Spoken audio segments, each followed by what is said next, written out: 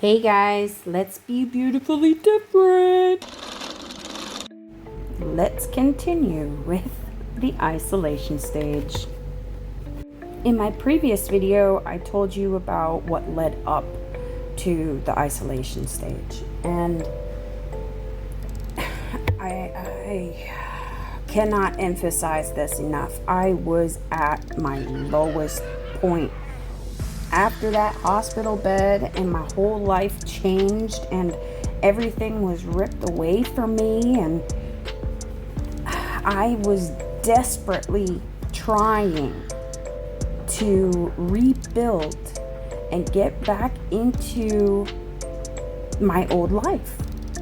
The life where I didn't care much. I just could go to work, I could hang out with my friends, I could feel at ease and not worry about if I'm doing something wrong or my body's messing up, or it was just, I want to get back to that. Well, it was not possible.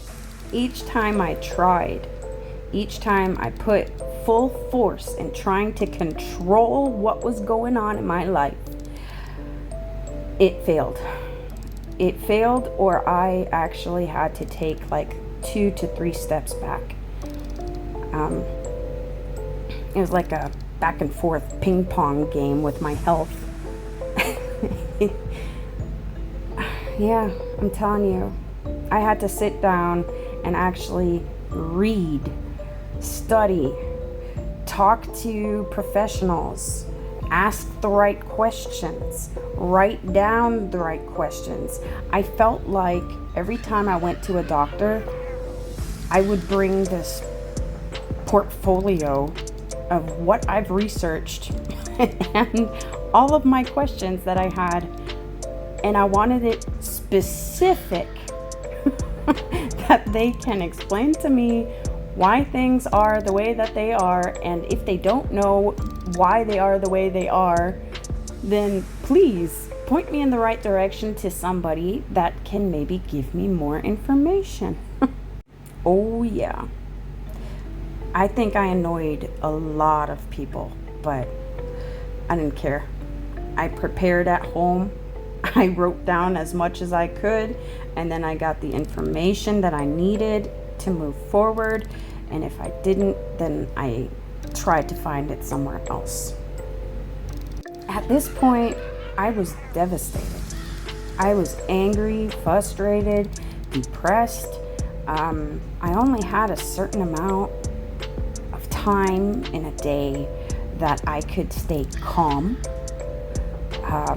until I snapped at people, because my body was under so much tension and stress and being overwhelmed with everything around me that I actually didn't care or have any kind of patience in me. So I was either out searching for answers, or the other side, I was in bed with cramp seizures, pain seizures, crying, PTSD waves that left me unhinged. I was scared, crying, screaming. My voice would just randomly get loud. Oh, and this stuff annoyed me so much, because who can I explain this to? Of course I talked to my doctors about this stuff, but just imagine, I mean, going up to someone that you just met, you're having a good talk, I don't know, you're hanging out in the park, there's a lot of people, and then all of a sudden, you have a seizure. And they have no clue what the seizure is. Now, what person goes to somebody that they just met and says, hey, by the way, here's a list of all my diagnoses so you don't get freaked out? So, yeah. I was just done with all of that. I was done with it over explaining. I was done with constantly saying the same thing. I was done with constantly people meeting me, but then they're like, no, I don't know about her. And then they just go away. I was done with it. So, like I said, I sat down and researched everything. Step by step, I went through the different diagnoses. I am actually still working on that because it seems like when I move on from one, the other one ties into the other, and it's just so complicated. It's just complicated. So I told myself, all right, look, it's nice that I'm finding answers. It's nice that I have time to myself. I could feel a difference, that I wasn't as edgy as before. But I was like, all right, no, there needs to be more. Something needs to happen because I still feel off. I believe that's when I butchered my own ego. And I said, all right, well, obviously you are disabled now.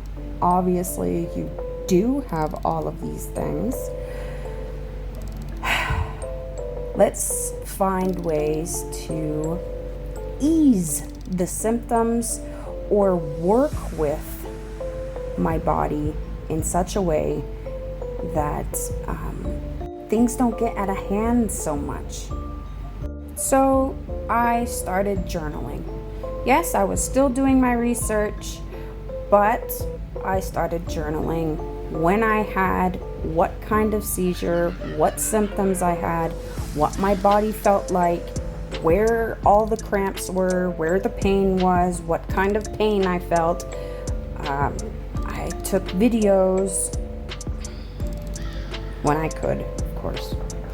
And I showed these to the doctors, which helped a lot.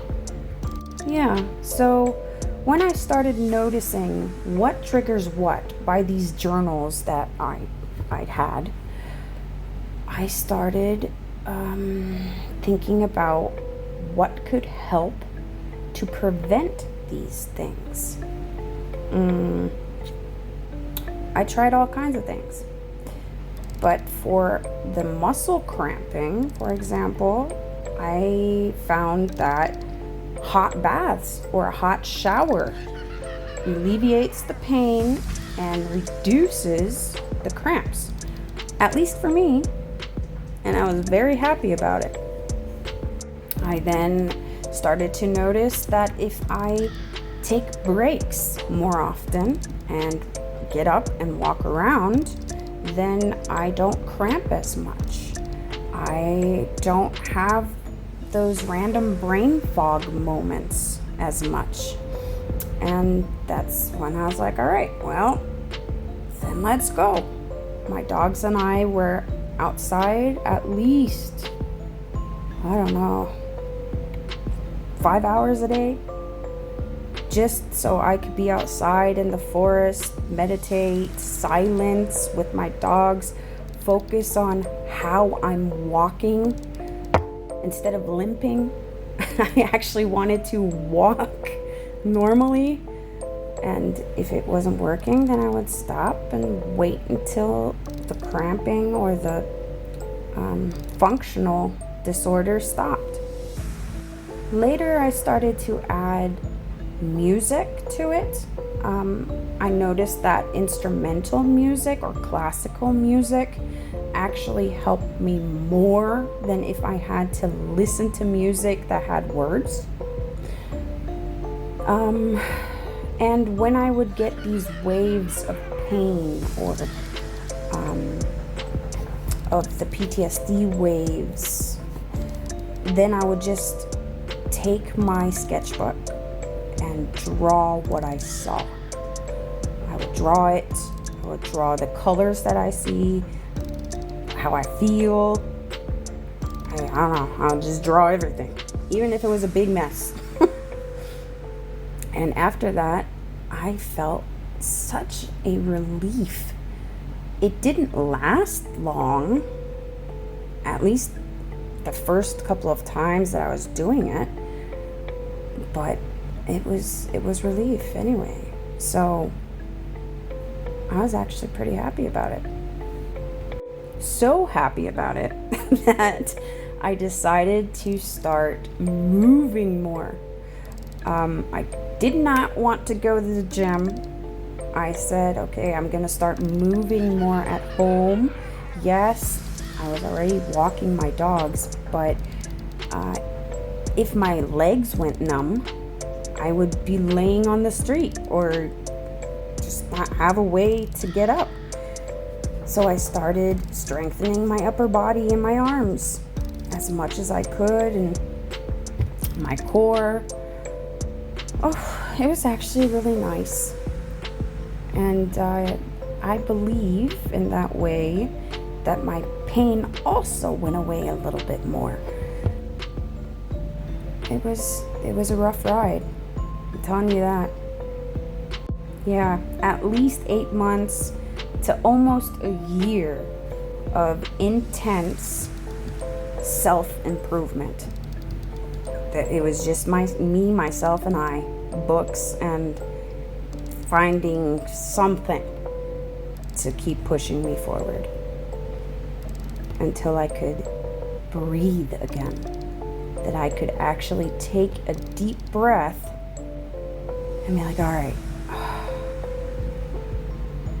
first step accomplished.